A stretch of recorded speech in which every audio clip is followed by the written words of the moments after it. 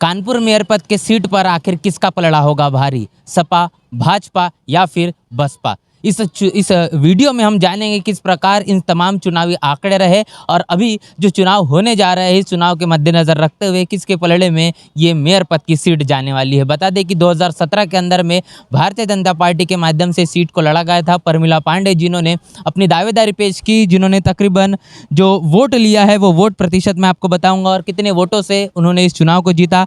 3,96,725 वोटों से उन्होंने चुनाव को जीता था। ये पहले पायदान पर रहे और मेयर पद का जो सीट है इनके पलड़े में गया था। भारतीय जनता पार्टी ने इस सीट को जीता था। उसके बाद में बात करेंगे दूसरे नंबर पर, तो दूसरे नंबर पर यहाँ पर राष्ट्रवादी जो भारतीय राष्ट्रीय कांग्रेस के माध्यम से दूसरे नंबर पर ये सीट रही, जो कि वंदना मिश्रा इन्होंने ये दूसरे पायदान पर सीट रही, जिन्होंने तकरीबन 2,91,591 वोट लिए थे और दूसरे पायदान पर ये कहीं न कहीं रही है। यहाँ पर सीधी सीधी दावेदारी अभी वर्तमान स्थिति के अंदर किस प्रकार बनी हुई है, पिछले 2017 में किस प्रकार आंकड़े रहे, सभी चीज़ों से रूबरू करवाएंगे। दूसरे नंबर पर कांग्रेस यहाँ पर इस कानपुर मेयर पद की सीट पर रही और तीसरे नंबर पर जो रहे माया गुप्ता, जिन्होंने समाजवादी पार्टी से दावेदारी पेश की थी, जिन्होंने तकरीबन जो वोट है वो 1,23,074 ये इतने वोट लिए थे। और सीधी के साथ साथ बता दें कि चौथे नंबर पर अर्चना निषाद, जिन्होंने बहुजन समाज पार्टी से दावेदारी यहाँ पर ठोकी थी और 82,107 वोट लिए थे। और तमाम यहाँ पर और भी बाकी प्रत्याशी है, लेकिन सीधी सीधी यहाँ पर टक्कर हमको देखने को मिलती है। तो भारतीय जनता पार्टी, समाजवादी पार्टी और बहुजन समाज पार्टी और कांग्रेस, यही तमाम ये चार जो पार्टियाँ रही, इनके बीच में ही सीधी सीधी लड़ाई है, सीधी सीधी टक्कर समझ में आती है। पिछले जो आंकड़े समझ में आ रहे हैं इससे हमको भारतीय जनता पार्टी और समाजवादी पार्टी, इसी के साथ साथ कांग्रेस, यहाँ पर एक इनका जातीय समीकरण बैठा है। और इस वक्त भी आज के वर्तमान स्थिति में जिस प्रकार जो सीट का बंटवारा किया गया है, जो जातीय समीकरण को बैठाने की यहाँ पर कोशिश की गई है, भारतीय जनता पार्टी की बात करेंगे या फिर समाजवादी पार्टी की या फिर कांग्रेस की, इन तीनों ने जो सवर्ण समाज से प्रत्याशी उतारा है। लेकिन अगर यहाँ पर बहुजन समाज पार्टी की बात करें तो निषाद समाज से, ओबीसी समाज से यहाँ पर प्रत्याशी उतारा गया है।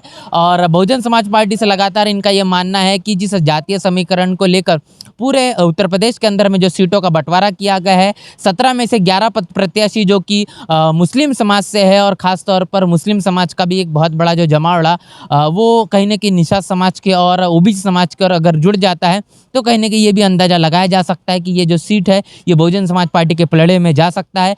जो इतिहास रहा है, लगातार भारतीय जनता पार्टी इस सीट को जीतते आई है और इस समय भी तकरीबन 3.5 लाख वोट कहीं न कहीं भारतीय जनता पार्टी ने पिछले चुनाव में लिए थे। अभी तक तो हमने आपने सीधे रूबरू करवाए तमाम उन आंकड़ों से, किस प्रकार 2017 के इस चुनाव के अंदर में तमाम पार्टियों के आंकड़े रहे हैं, किसने इस सीट को जीता है। बता दूं कि कानपुर के इस मेयर पद की सीट पर लगातार भारतीय जनता पार्टी आई हुई है, जीतते आई है। ट्रिपल इंजन की सरकार जिसको भारतीय जनता पार्टी लगातार कहती आई है। लगातार हम ग्राउंड रिपोर्टिंग कर रहे हैं, जान रहे हैं, पूछ रहे हैं, जन समस्याओं को लेकर यहाँ पर सीधी सीधी बातचीत अगर लोगों से कर रहे तो जवाब जिस प्रकार आ रहे हैं कि एक आर्थिक राजधानी कानपुर को माना जाता है, लेकिन इस जमीनी जो मुद्दे हैं, जिन जमीनी मुद्दों को अगर हम बात करें तो नल, पानी, बिजली समस्याएं लगातार बनी हुई हैं।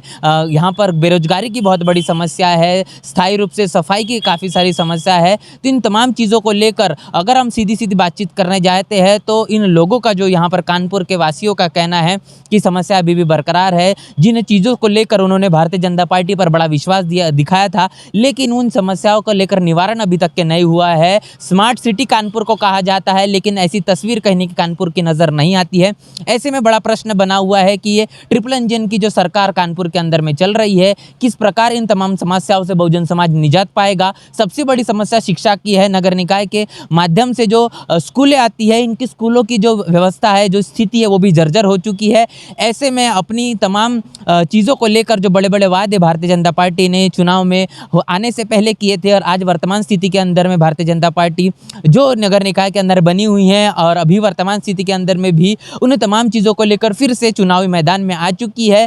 तो ये सारे जो वादे क्या फिर एक बार खोखले साबित होंगे या फिर भारतीय जनता पार्टी इन तमाम अपने वादों को पूरे करने के लिए काम करेगी या फिर नहीं करेगी। इस देश के अंदर में बता दें और ख़ास तौर पर उत्तर प्रदेश के अंदर में जो नगर निकाय के तमाम मुद्दों को लेकर तमाम पार्टियां अपने चुनावी मैदान में नजर आ रही है। ऐसे में जिस प्रकार भारतीय जनता पार्टी के माध्यम से जो सवाल उठाए गए और जिस प्रकार जिन चीज़ों को मुद्दों को लेकर वो ज़मीनी स्तर पर बनी हुई है, क्या उन तमाम चीज़ों को लेकर वो फिर एक बार जीतते हुए नजर आएगी या फिर उन तमाम चीज़ों से निजात पाएगी। इस देश के अंदर में कानपुर की जो जनता है क्या इन समस्याओं का निवारण कर पाएगी या फिर नहीं कर पाएगी।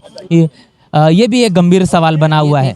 आने वाले इस चुनाव के अंदर में किस प्रकार भारतीय जनता पार्टी से किसकी सीधी सीधी टक्कर होगी, कौन इस सीट को जीत कर लेकर जाएगा, किसके पलड़े में सीट जाएगी, ये भी बड़ा गंभीर सवाल बना हुआ है। निर्णायक परिणाम आएंगे, सीधी सीधी बातचीत हम यहाँ पर तमाम मतदाताओं से भी लेने वाले हैं इस विश्लेषण के वीडियो में। जिस प्रकार हमने सारे आंकड़ों को आपको यहाँ पर रूबरू करवा के दिखाया है, क्या आपका मानना है, प्रतिक्रिया हमें ज़रूर बताएं। और इसी के साथ साथ इन तमाम आंकड़ों के माध्यम से आप जमीनी स्तर पर किस प्रकार इस चुनाव को देखते हैं, किसके पलड़े में, किस पार्टी के साथ में तमाम आज का इस ओबीसी समाज हो या फिर शेड्यूल कास्ट हो, शेड्यूल ट्राइब हो या फिर मुस्लिम समाज हो, यह बना हुआ है या फिर सवर्ण वोट किसके पलड़े में जाएगा, ये आप अपनी प्रतिक्रिया कमेंट बॉक्स में लिखकर जरूर बताएं। बने रहे नेशनल चौपाल के साथ, तब तक के लिए जय भीम, जय भारत। बहुजन विचारधारा को घर घर तक पहुंचाने के लिए हमारे YouTube चैनल को सब्सक्राइब करें, लाइक करें, कमेंट करें, शेयर करें और बेल आइकन की घंटी दबाना ना भूलें।